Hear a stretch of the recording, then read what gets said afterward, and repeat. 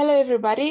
I am Mara Crăciunescu from 45north. I studied international relations at the University of Bucharest, and I'm currently a master's student at the University of Tartu, focusing my research on Europe's geopolitical challenges. I am here today with another passionate about international relations, Rudolf Berkes. He has an impressive academic and professional background, who is currently an analyst at Political Capital, an independent policy research, analysis, and consulting institute from Budapest. Welcome, Rudolf. I am pleased to have you here today. Welcome, and thank you for me to have the opportunity to be here. The main theme of our discussion is the aftermath of the recent parliamentary elections from Hungary and their impact on the Hungarian approach to the war in Ukraine. The results showed that Prime Minister Viktor Orban won a fourth consecutive term. Fidesz party gained the majority of the seats in the parliament, followed by the opposition alliance United for Hungary and by Mihazang party, which got seats in the parliament for the first time. So what is your general assessment of the recent election results in Hungary? Well, first of all, I would like to address the political system in Hungary, because it's important to note that Hungary is a non-democratic country, so it wasn't a democratic election like in other European states. And as it is an important factor, we should view the results as results of a non-democratic election. The victory of Fidesz is not really surprising. It was predicted before, but the supermajority, the two-thirds majority, is somewhat of a surprise, because Fidesz hasn't really expected to win a two-thirds majority, because the opposition was measured so strong that it would prevent the Fidesz from a two-thirds majority, but not prevent from them to win the election with like a slight majority or a confident majority even. So it was a surprise even for Fidesz itself. And this victory can be interpreted as a strong support for Orban and Fidesz's politics, because and a huge loss and a huge defeat for the opposition coalition, who were even with a six-party or let's say seven-party coalition couldn't really defeat or compete against truly the ruling party, and lost almost 800,000 voters since the last elections. These were mostly voters of the formerly far-right, now center-right party of Jobbik, which had like 1 million votes last time in 2018, and most of them transitioned. Most of these voters were not convinced by the center-left six-party coalition now, and they transitioned to either Mihazang or either to Fidesz, or they stayed home. So this is a huge blow to the six-party coalition, and this was a pretty much, this could be expected, because it was something of an illusion that these far-right voters would vote for the center-left coalition with a signature figures such as the former PM Gyurcsány, Ferenc Gyurcsány, and who has been the enemy of the far right and on general the right-wing voters and some of the left-leaning voters too. So it was somewhat expected, but the polling data did not predict this. So this was an unpredicted result, because we got imperfect polling data, which is another story, but is somewhat is a result of the uneven playing field in Hungary and something of an autocratic basis of the Hungarian, let's say, quasi-democracy. So that's why we don't really get good polling data like in most of other countries. They do get pretty much good polling data, but we unfortunately can't really predict from these data, because as it has been shown, this and previous elections, it's not really quality data, to be honest. There are only one or two good polling institutions who can measure somewhat closer to the reality, but the others are mostly skewed in the favor of some political parties. Yeah, I also noticed this, that the polls prior to the election predicted a tighter race between Fidesz and the opposition. Then, I mean, how could this victory of Fidesz be explained? I mean, is it maybe the high support of Fidesz coming from the Hungarian minorities from the neighboring countries? I mean, were they the ones who made the difference in the voting results, or? Well, they are part of the solution, but they are a small part of it, because Fidesz only got 2 mandates, 2 seats, because of these mail-in ballots from neighboring countries. It was almost like 250,000 votes that they got from outside of the country, but the overall voting base for Fidesz is almost over 3 million right now, so it's a small fraction of it.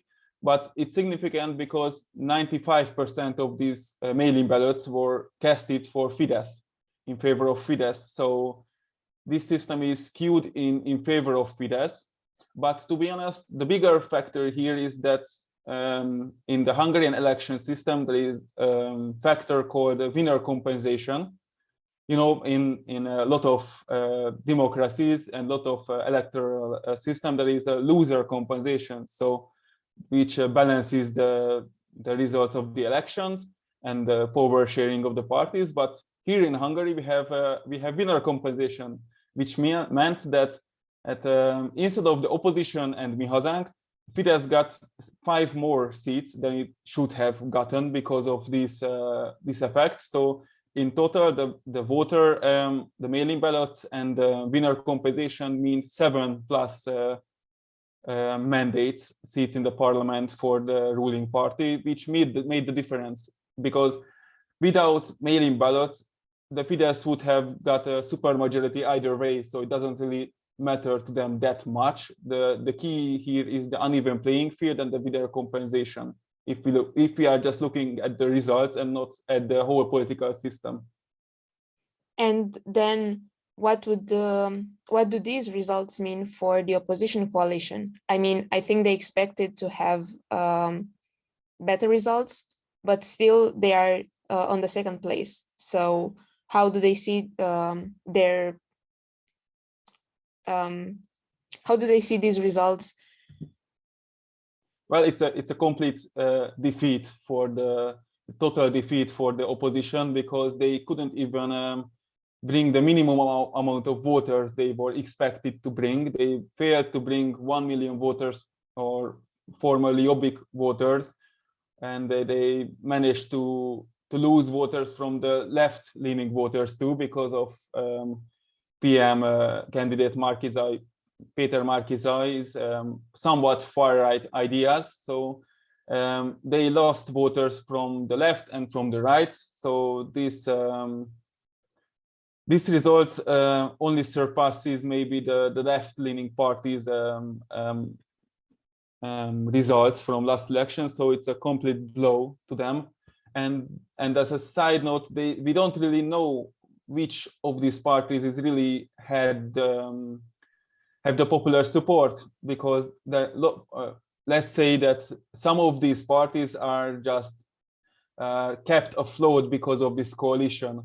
Realistically, there are maybe 2 or 3 parties worth of voters in the Hungarian left. 1.6, 1.8 million voters can be like sliced up to 2 or 3 parties, but there is 6 parties in the coalition, so some of them are just kept afloat by this, and we don't really know what is the popular support behind these political forces. So the next phase, until the 2024 European parliamentary elections, will be a time for them to fight between themselves and compete for this smaller voter base.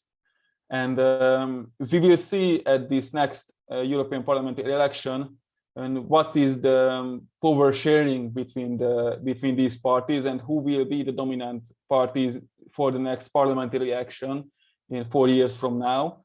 But until then, we can only guess, because the polling data is highly highly bad. I mean, it's a poor quality polling data, so we can't really measure it. But they are expected to lose even more voters as things go forward, because this defeat erodes the original voter base too. Not saying that voters who have never voted for them will never vote for them again, because they can't make results, but they can't bring the bare minimum to the table. To be fair, they have a lot of obstacles to get over. It's a highly uneven playing field. 80% of the Hungarian media is controlled or influenced by the ruling party, Fidesz. So there is a slight piece of media that is independent or controlled by opposition parties. So this way, the media space is highly skewed in favor of the Fidesz. Opposition parties got really few financial resources. Because of COVID, all party subsidies were halved. So they even got fewer resources than before, and their maneuverability is getting weaker and weaker. Their party structure is fragmenting because they can't maintain such a wide and that wide party structure as Fidesz can with its huge resources both formally and informally. And this means that for a lot of cities, and not even including like little towns or villages, the opposition has no presence, and they just go there for the times of elections and they go back home to Budapest, because most of the opposition parties are focused on Budapest, and they lost their party presence in most of the country, which can be seen from the electoral map of Hungary, because there are a lot of, let's say, small blue dots, for example, in the city of Pécs, Szeged, and Budapest, and everyone else is orange, and it's controlled by or influenced by Fidesz. So they will try to fight for these bases. They will try to fight for resources, and a democratic coalition led by PM Gyurcsány and Momentum, and these two parties will probably fight for dominance inside this coalition after it completely breaks down, or at least it will maintain something of a formal cooperation, but under this cooperation there will be infighting between them for these voters. Yeah, I also noticed some misunderstandings within the coalition itself. Mr. Ferenc Gyurcsány from the Social Party, I saw that he criticized Péter Markizai. He said that a captain who does not take his ship safely through the storm is not a good captain. So we already observed some of these misunderstandings and different and contradicting ideas within this coalition. So yeah, I think maybe this coalition will not actually remain united in the same form in the foreseeable future. And from what you said, should we understand that maybe there will be small coalitions forming from this big one, but at the same time, for this particular election, they united because they wanted to fight Fidesz together, right? Yeah, that was the idea, but it wasn't their idea to unite to begin with, because basically the voter base of the, let's say, the opposition voters, let's say that it's not a precise definition for them because they are highly fractured based on their views, but let's call them opposition voters. They wanted the opposition parties to unite and fight Fidesz after the huge loss in 2018. So they forced them to unite, and after that, Fidesz also forced them to unite with changes in the electoral law before the election, which only let the six-party coalition to run on one single party list on the election, and along with their joint candidates in the electoral districts. So they forced them to not have like a differentiated campaign, to have like 2 or 3 list based on their internal differences, but they smash them together to a joint list and force them to run together. So, and one interesting thing about these inside cooperations and the fighting is that could be seen with the primaries last year and along the last 6 months after the primaries, is that DK, Democratic Coalition, with PM Gyurcsány and Jobbik actually had an informal cooperation, which is really interesting because Jobbik was one of the most critical of PM Gyurcsány, former PM Gyurcsány in the past. So their informal cooperation was something that was not welcomed by their voter bases.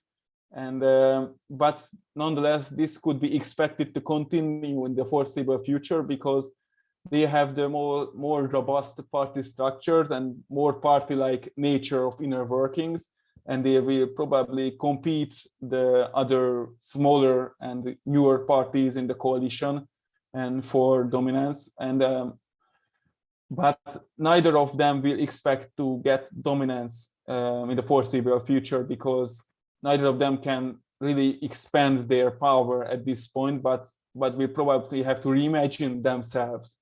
It is not likely that Democratic Coalition will reimagine itself because it's a one-man party basically of PM Gyurcsány. But for example, Momentum or which is a new party to the parliament, can be expected to reinvent itself to accommodate a more like autocratic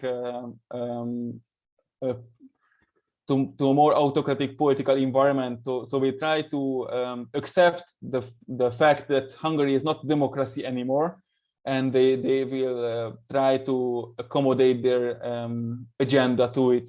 For example, they will boycott the initial starting ceremony of the parliament. So they will not take up their mandates for a couple of weeks as a protest to this system, not to legitimize the system. And there is also fracturing around this issue because other parties want to be inside the parliament because they will get, of course, resistance, resources, and media attention and to be in the parliament. But with a 2/3 majority and with the support of Mihazang, Fidesz doesn't really care if the opposition is inside the parliament or not. It's just basically for resources mostly. So that could be expected, and these fractures will remain and will be more confrontational. But as Péter Márki-Zay will go back to Hódmezővásárhely, his city, and not take up his seat in parliament, some of these confrontation will be outsourced, and it won't be inside the coalition anymore because the Márki-Zay won't be a part of the coalition anymore. Okay, but you mentioned the Mihazang and the cooperation with Fidesz, for example, and we saw that Mihazang is now the third political structure in Hungary because it's gained for the first time some seats in the parliament. So how would you interpret this victory, I would say, for them? This cooperation between Fidesz and Mihazang can be something really that we should believe in the future. They might ally really strongly. Well, I wouldn't say they would ally because Fidesz doesn't need alliances in the parliament because in itself it got a super convenient majority in the parliament, so they can do anything that they want on an instant, basically. So they don't need Mihazang voters. In fact, they will probably somewhat compete with Mihazang for the far-right voters of Hungary, and Fidesz will try to take these voters from Mihazang to weaken it if it critiques the ruling party, and there is a danger that far-right voters of Fidesz will transition to Mihazang instead. Then Fidesz will probably strike down on Mihazang and try to weaken it. But as long as the Mihazang will probably support Fidesz on most issues in the parliament because both of them had a somewhat radical far-right agenda sometimes. So Mihazang can easily support Fidesz without big contradictions. But Mihazang will probably try to maintain its separate image, that it's something of a separate force, which is of course good for Fidesz, because then Fidesz can say that we have competitors on the left and we have competitors on the right. So we are kind of in the middle, we are the center. So we have the center, there is a thing called the center force fields, let's say, that Fidesz remains the biggest power in the center, while getting criticized from the right and getting criticized from the left. And they can say to the EU that, wait, we are the good guys, we are fighting the far right in the parliament, Mihazang, and they can scapegoat a lot of policies to them. But the presence of Mihazang will probably turn the Hungarian politics to a more right-wing space, let's say, because Fidesz will try to accommodate the needs of the Mihazang's voters. And this means probably some symbolic far-right agendas presented in the parliament in the next election, next cycle, basically. That is really interesting, and I'm really curious to see what will happen. But okay, I think we kind of make a general impression about what is now happening in the parliament. So maybe now, shall we discuss what is happening, let's say, in the foreign policy, and what is the position of Hungary on the international arena? Because now with Mr. Orban confirmed for a new term, I wanted to ask you, how do you think Budapest will position itself with regards to the war in Ukraine, for example? Well, with this overwhelming majority and this legitimacy, let's say, in the Hungarian space, this provides Fidesz with a legitimacy outside the country as well, because with this huge support, they have a stronger position vis-a-vis the EU and vis-a-vis partners in the European space. And so the ruling party's policies on Russia will probably won't change in March. They will veto sanctions that would extend the sanctions to energy sector, because it's an important sector for Hungary, both in terms of nuclear energy and both in terms of gas and oil. So they will not let the EU restrict energy imports from Russia. Although it is not impossible that they will spend some EU subsidies on restricting this dependence on Russian gas and Russian energy imports. But it's basically free money for Hungary, and they can spend it as they will if they get it, because it is also expected that the confrontation between the EU Commission and the Hungarian government will intensify in the next couple of months. But it's also impossible, to be honest, that the Commission will try to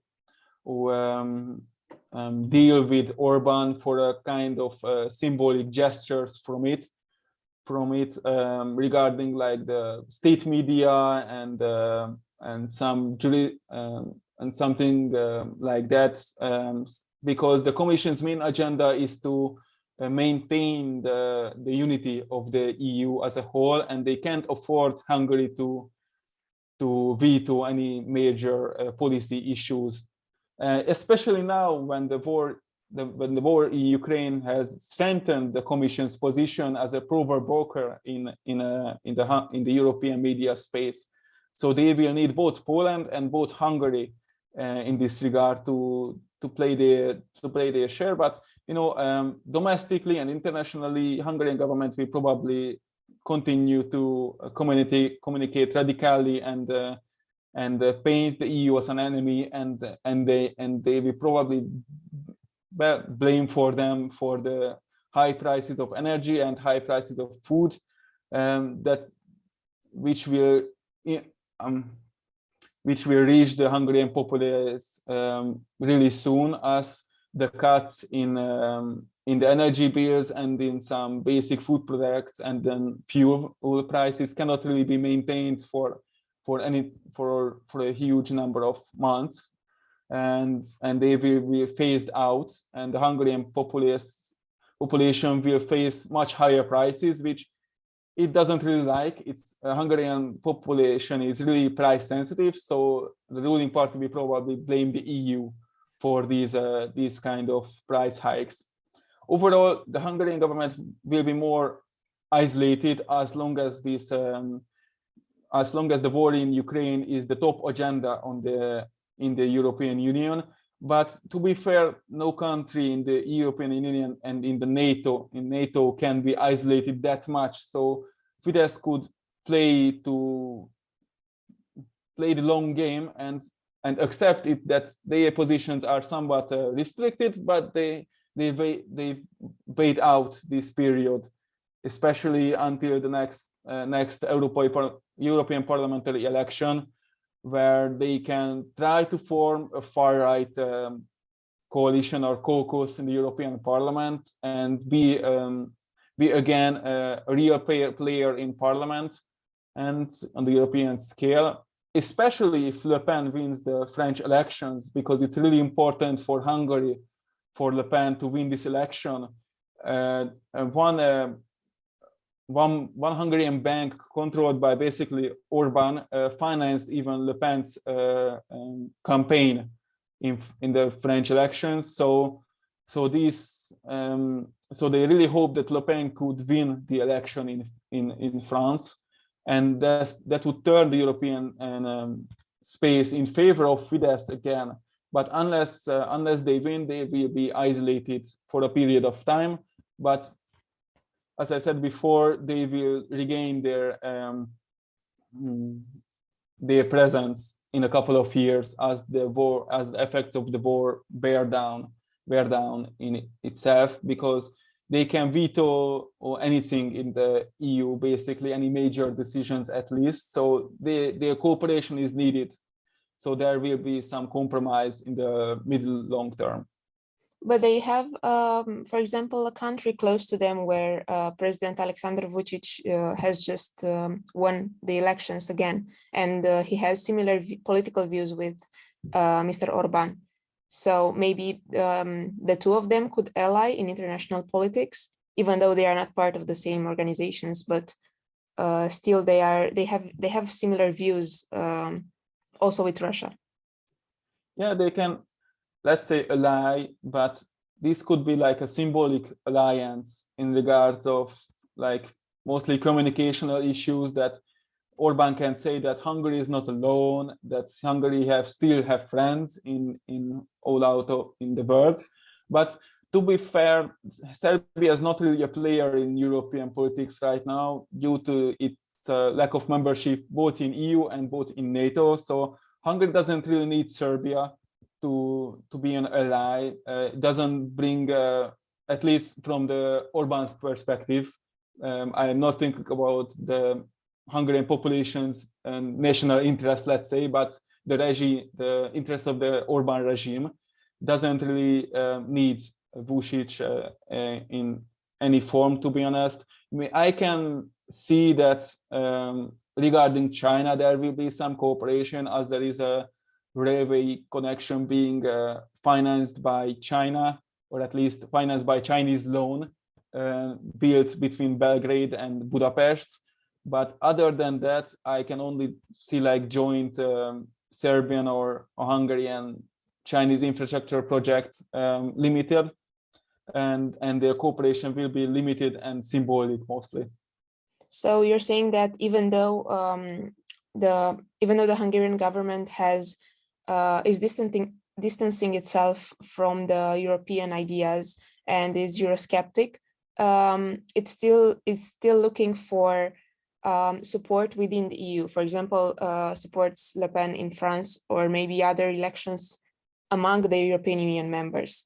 So it has like its views are not similar to the ones in the European Union or the European Union approach, but it still wants to drive the European Union members towards the same ideals as it has, right? Yes, Hungary, at least Orban sees his regime as like a lighthouse in the darkness of the West, and that can serve as a model for other countries. And I think he really believes that, other than it's kind of a self-defense mechanism for him. But Orban has basically no ambitions in Hungary anymore, because he has almost reached everything he wanted. He got two-thirds majority for the foreseeable future, and I'm not talking about the next 4 years, but let's, to be honest, for the next 8 or 12 years, until basically he wants, or like an extreme event, external event, doesn't force him to resign or die, to be honest. He can maintain his support in the Hungarian populace. So he's playing on the European field, but the European field is the EU for him, and not anything larger. And he has a global vision also that he tried to pursue. But yes, the main playing field for him is the European politics right now, because at this point Orban is the oldest politician in place in the political arena of Europe. No other prime ministers have been in power that long after the departure of Merkel. Maybe Mark Rutte in the Netherlands has like a similar length in office, but no other has the experience and the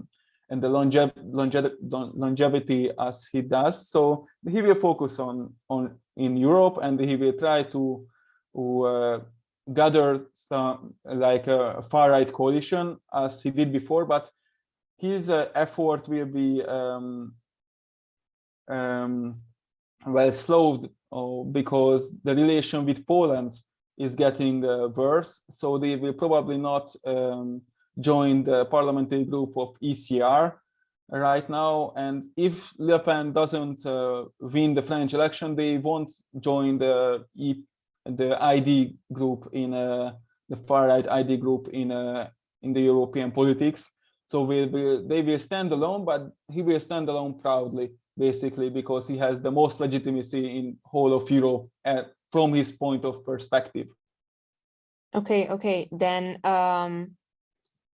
so he has this control already domestically, and he reorients towards spreading its control externally. So maybe if we look at the recent controversial statement coming from Slovakia's Speaker of the Parliament, Mr. Boris Kolar, who said that Hungary could collude with Putin to revise borders in the region, especially where in Slovakia, where the Hungarian minorities live. Like, do you see this is a far-fetched scenario? Yes, completely. It has no basis. To be honest, it's just political communication basically against Orban. I can understand the paranoia, and this is a tool of political communication, but in reality, Orban has no revisionist agendas. The far right in Hungary has some revisionism, and they sometimes advocate, or most of the time advocate, for taking back territory from surrounding countries, from Slovakia, from Ukraine, from Romania, from Serbia, but they are a minority in Hungarian politics. They are somewhat represented by Mihazang and sometimes by Fides, but in this regard, Hungary will respect this status quo in that regard. So Hungary has Hungary doesn't really want any more territory. We are not in the 20th century in this regard. So Orban is a more modern politician and a more modern autocrat than, for example, sometimes Putin, as we can see. So he will not try to take territory or try to influence Putin to give him like territories from Ukraine or something like that. These are just partly pro-Russian propaganda and disinformation narratives implemented in far-right communications in these countries, but nothing else, to be honest. So his support for these minorities from the neighboring countries is just for to gain some votes and gain domestic support, nothing more. Yes, absolutely. But let me say that the support of these Hungarian minorities inside this country is a genuine support from this party, because in the Hungarian political landscape for the last 30 years, the right-wing parties were more inclined to help and finance these Hungarian minorities in the neighboring countries. Left-wing parties have been more reluctant to do so, and they were less confrontative with regards to like minority rights violations in neighboring countries regarding the Hungarian minorities. But well, Fidesz doesn't really want any more thing in this area, just like, you know, political influence, because with these voters he can somewhat influence, let's say, but not really the policies and politics inside these countries. But this is like a really small fraction of it, and I don't see this as a major issue for the internal politics of Romania, let's say, because Romania has the most populous Hungarian minority in these countries. But it just, yes, as you said, it's mostly for domestic support for Fidesz, and basically they outsource some of their voter base, which is especially striking when we contrast it. And let me talk a bit more about the electoral system, because as they are used to vote to Fidesz excludes other minorities living, other Hungarian minorities living in like Western Europe and other European countries from voting in mail, because this advances their agenda, basically, because there are approximately like 500,000-600,000 Hungarian living outside Hungary in the EU. They are working there, they are living there, but most of them have residence in Hungary, so they can't vote in the elections via mail, with mail-in ballots, but they have to walk and go to the embassies of their chosen country, and they have to stand in line, which is really restricting the ability to vote, and almost less than 10% of them can vote in these elections because of these logistical issues. So, most of these people are probably not going to vote for Fidesz, to be honest, because one of the key reasons they moved away is because of Fidesz's politics in the last 12 years, and some of it is economic issues, and they are mostly connected. So they would not vote for Fidesz. So they are like cherry picking their favorite Hungarians in the EU and giving them a mail-in ballot rights, basically. It's true that in Romania we have like this big community, but apart from our community of Hungarians in Romania, Romanian and the Hungarian positions right now are quite different. Let's say they are not on the opposite sides regarding the war in Ukraine, but maybe on different sides. So I wanted to ask, how do you think our bilateral relations are affected by the war, or if they are affected by this war in Ukraine, and how do you project the Romanian and Hungarian relations in this new term for Mr. Orban? I mean, are they going to change, or? Well, in the foreseeable future, will probably stay the same as now, because Orban has no motivation to change these relations. Maybe they will try to, of course, gain some allies, more allies in the European space, but unless the war in Ukraine stops and there is like a good solution and a peaceful solution to the conflict, I don't see that Orban's isolation or semi-isolation will probably change. So in the foreseeable future, for like at least 2 years, I suspect there will be some isolation and cold relations with other countries, especially Romania, but to be honest, more with Poland, which is if I'm not being unpolite, it's a more important player for Orban, at least, because Poland and Hungary has this kind of informal alliance with each other against EU sanctions for them, or EU how do you say, operations against them, let's say, and they will veto for each other in the European Council, and this is more critical for Hungary to maintain and repair than, for example, the Hungarian-Romanian relationship, which is not so confrontational at this moment to be a main issue for the Hungarian government at this point.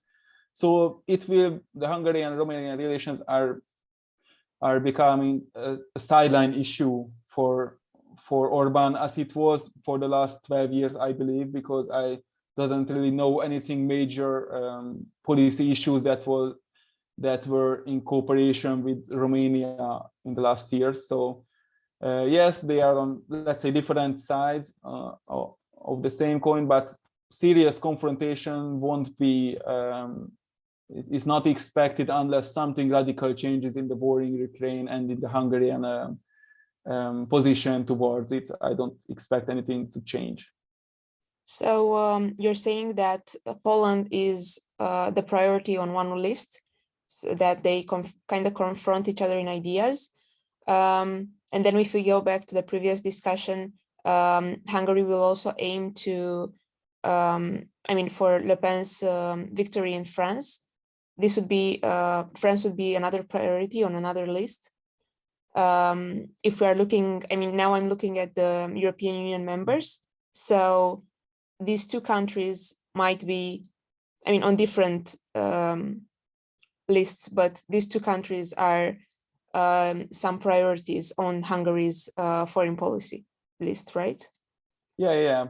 I would also say, in some regards, Italy, because of Salvini, but Salvini's position is somewhat weakened because of the war in Ukraine. So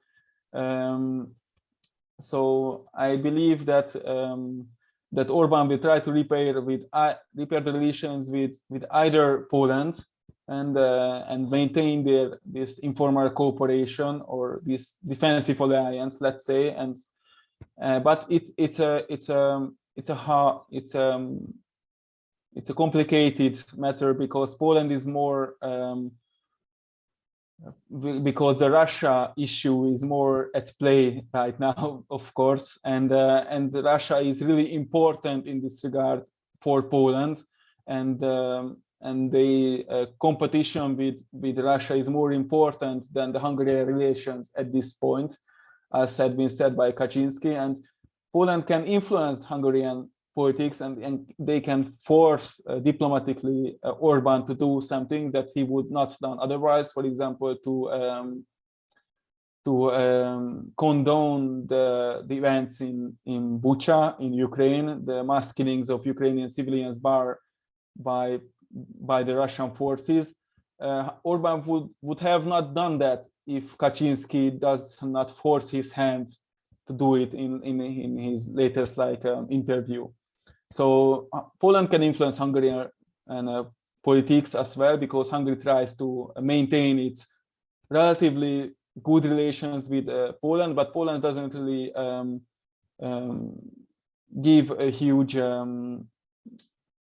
importance to the Hungarian relations anymore, only just with their defensive alliance against the EU. Le Pen is another thing, because Le Pen's possible victory could mean that Orban's position is really strengthened in the European space with a lot of issues. And on the side of France, they can basically give up the Polish relation in the European space, because they got a more robust partner, let's say, in the name of France. They would got, at least. But right now, I don't predict a Le Pen victory. I might be wrong. We don't know for sure at this point. But I hope, let's say, that Le Pen doesn't win, because that would have far worse conditions. That would let far far worse conditions in whole of Europe, and not just for Hungary, but it would be worse for the whole European Union. But that's another matter. So yes, they will try to alternate based on the French elections results on which relations they will focus on in the next couple of years. Okay, so if we're making, let's say, some concluding remarks, then we would say that Orban's victory right now after the elections doesn't bring much changes on the domestic level, because he already strengthened his position in the past years, and he will probably not bring many new things. Also because of the war in Ukraine and Russia's position right now, which is more important for everyone, and probably it will it overshadows possible Hungarian ambitions. And externally, Hungary and Poland are trying to keep this good relation, as you said. Then we will see, what will happen in France. I don't like talking much on these possibilities. We can have another discussion after the elections and see what's happening. And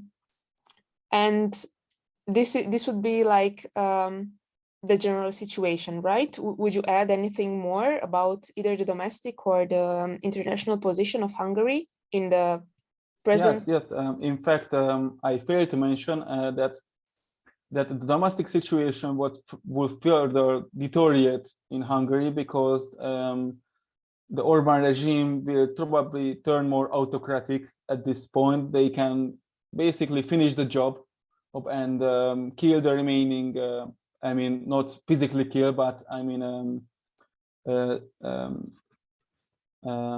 kill the independence of the judiciary branch, which is already been started, because the Constitutional Court is, of course, the puppet of the Orban regime, and the highest court is influenced by the Orban regime. But the lower courts are more or less independent, even if their rulings are regularly overturned by the higher courts, which have political influence. But we expect that unless some major intervention from the side of the EU, political pressure mostly, they will not survive this. The independence will not survive this next 4 years. So the Hungarian regime, the Hungarian government will try to further expand its power inside Hungary and destroy further checks and balances, which they don't have a lot of, to be honest, but and they have to maintain the visibility of a democracy, of a rule of law kind of appearance, let's say. So the institutions themselves won't get destroyed, and they won't make the mistakes of, for example, Poland to create a disciplinary chamber for judges, because they have more. Orban has more subtle ways to influence and far more power, to be honest, regarding the Hungarian political scene to influence. So I'm not saying that I predict, but it is a real possibility that further independent institutions like the judiciary will lose their remaining independence, and Hungary will turn to a more autocratic state, especially if the European Union withdraws all funds from Europe, or at least obstructs a lot of funds from reaching Europe, because they won't really have the incentive to consolidate, let's say. But there is a myth that Fidesz sometime in the future will consolidate and give back power to other parties, but that's not really going to happen unless Fidesz broke apart and some external forces Orban to step down, or the price hikes are so huge that the Hungarian population or their support for Fidesz will deteriorate, and they will drop to half of right now's support. But even then, they can support they can continue this cycle with no checks and balances, with no competition from the opposition side. So Hungary will get more autocratic, and the chance that the Orban regime can be voted down on an election is really slim right now. And I think that this election proved that the Fidesz regime is not really defeatable on elections if it does not lose significant voter numbers. But this won't happen because of the opposition parties. So opposition parties doesn't have a chance to compete against Fidesz, and they will have less chance going forward. So Hungary will either be more autocratic or the Orban regime will collapse. But I think the former is more likely at this point. And this also affects the foreign relations of Hungary, because the conflicts with the EU will intensify, as I said probably previously, and this means that Hungary will be something of a pariah state, an isolated state in Europe, but not an insignificant one.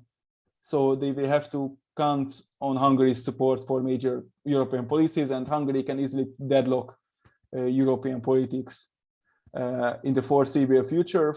So Hungary will further bring Chinese and Russian influence into the European Union, and which is, of course, it's not his sole mission, because other countries are bringing in these influences as well. But Hungary is a significant and a symbolic country in this regard. So Hungary is not alone in this, but is a symbolic country for Europe. And if the EU as a whole, as a political construct, as the other member states can't deal with the autocratic nature of Hungary, then the whole European project can weaken significantly in the foreseeable future. But this is like predicting the long game, which we can't really do, but at least this can be expected in the European space: more conflict and less cooperation, basically, other than the Russian conflict. So they will basically aim to limit the power of the domestic institutions, I guess also media and press domestically, and bring the foreign influences that would support their views. And this is like they will fight and try to increase their power more and more until, I don't know, something will happen. Yeah, basically that until something stops them, which won't be opposition parties, they will continue to expand their powers as like any power-hungry politician does, with basically no limits. You know, power doesn't like vacuum, so it will fill up the vacuum that is left by the opposition parties after the defeat. They will probably, or I don't know, they can restructure even the city's rights, the municipalities' rights, because of, Budapest is not controlled by Fidesz but controlled by the opposition parties. They can take away their money, their rights, their resources, and force them out in the next municipality elections with some restructuring. But it is, I don't know, it's not that likely, because they don't really need that. They can strangle them to defeat, basically, with withdrawing supports from Budapest and killing all their initiatives. All right. Thank you very much for this interesting discussion and for bringing all these insights. And thank you again for taking your time to make this meeting. Thank you. And I was happy to be here. Thank you.